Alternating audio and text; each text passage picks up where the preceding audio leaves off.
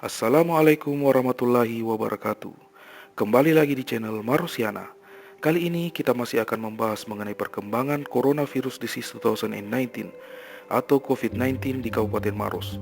Jadi simak video ini sampai habis dan jangan lupa subscribe channel ini untuk mengupdate video-video informatif seputar Kabupaten Maros. Penyebaran pandemi virus corona atau COVID-19 di Indonesia terus meningkat dari hari ke hari. Pada tanggal 2 April 2020, jumlah kasus positif COVID-19 di Indonesia tercatat mencapai 1.790 orang. 112 diantaranya telah dinyatakan sembuh dan 170 orang meninggal dunia. Di Sulawesi Selatan, pada tanggal 3 April 2020, jumlah kasus positif COVID-19 telah mencapai 66 orang. 4 diantaranya telah dinyatakan sembuh dan 6 orang meninggal dunia. Kabupaten Maros sebagai salah satu daerah penyangga ibu kota Sulawesi Selatan juga tidak luput dari penyebaran virus ini. Data terakhir yang berhasil kami himpun yaitu tertanggal 1 April 2020 tercatat orang dalam pemantauan di wilayah Kabupaten Maros berjumlah 86 orang, pasien dalam pengawasan sebanyak 6 orang, dan yang dinyatakan positif COVID-19 sebanyak 6 orang yang tersebar di hampir seluruh kecamatan. Hal ini tentunya sangat mengkhawatirkan sebab pada video kami 2 minggu yang lalu tentang penanggulangan COVID-19 di Kabupaten Maros, belum ada kasus positif COVID-19, bahkan baru beberapa orang yang ditetapkan sebagai orang dalam pemantauan. Pemerintah Kabupaten Maros sebenarnya telah melakukan berbagai upaya penanganan, misalnya dengan membentuk gugus tugas percepatan penanganan Coronavirus Disease 2019.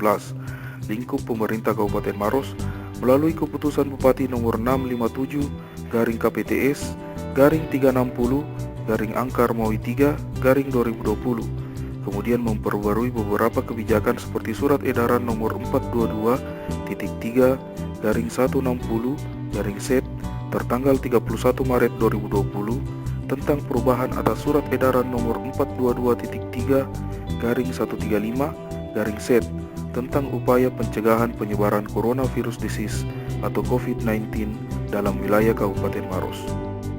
Melalui surat edaran ini, pemerintah Kabupaten Maros memperpanjang masa penghentian sementara proses belajar mengajar di seluruh sekolah pendidikan anak usia dini, taman kanak-kanak, sekolah dasar, sekolah menengah pertama atau yang sederajat sampai tanggal 14 April 2020, serta memperpanjang masa work from home dan meniadakan apel pagi dan upacara bagi aparatur sipil negara lingkup pemerintah Kabupaten Maros sampai tanggal 14 April 2020. Dalam surat edaran ini, para camat, lurah, dan kepala desa juga diperintahkan untuk menghimbau masyarakat agar melaporkan anggota keluarganya yang baru saja melakukan perjalanan dari luar wilayah Kabupaten Maros, menginventarisir dan mengidentifikasi masyarakat dengan status orang dalam pemantauan, pasien dalam pengawasan, dan positif COVID-19 untuk dilaporkan kepada tim tanggap darurat bencana COVID-19. Para camat, lurah, dan kepala desa bahkan juga diperintahkan untuk melakukan segera isolasi wilayah apabila ditemukan warga yang positif COVID-19. Selain surat edaran tersebut, pemerintah Kabupaten Maros juga mengeluarkan himbauan nomor 441.1/9 tanggal 31 Maret 2020 perihal perubahan atas himbauan Bupati Maros nomor 440.1/8 tanggal 30 Maret 2020 yang ditujukan kepada pengelola Grand Mall Mandai, pemilik rumah makan, restoran, kafe, warkop, rumah bernyanyi, tempat wisata, tempat refleksi, dan tempat hiburan, toko modern, toko roti dan kue, serta pedagang kuliner PTB. Dalam himbauan tersebut, pengelola Grand Mall termasuk tenan yang melakukan usaha di dalam kawasan Grand Mall dihimbau untuk menutup sementara operasional kegiatan terhitung mulai tanggal 1 April sampai dengan tanggal 5 April kecuali Toserba yang menyediakan kebutuhan masyarakat sehari-hari tetap diperbolehkan buka dengan pembatasan jam operasional sampai pukul 20.00 waktu Indonesia Tengah dengan tetap menjalankan protokol kesehatan, social distancing, penyediaan termometer sensor, fasilitas cuci tangan, dan hand sanitizer.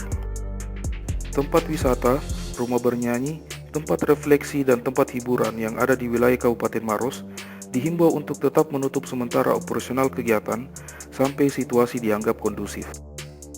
Pedagang pada kawasan kuliner PTB, rumah makan, restoran, kafe, warkop, toko roti atau kue, dan toko modern seperti Alfamart, Alfamidi, dan Indomaret yang ada di wilayah Kabupaten Maros dapat melakukan aktivitas jual beli dengan persyaratan transaksi hanya dilakukan dengan sistem take away, online, bungkus, atau pesan antar.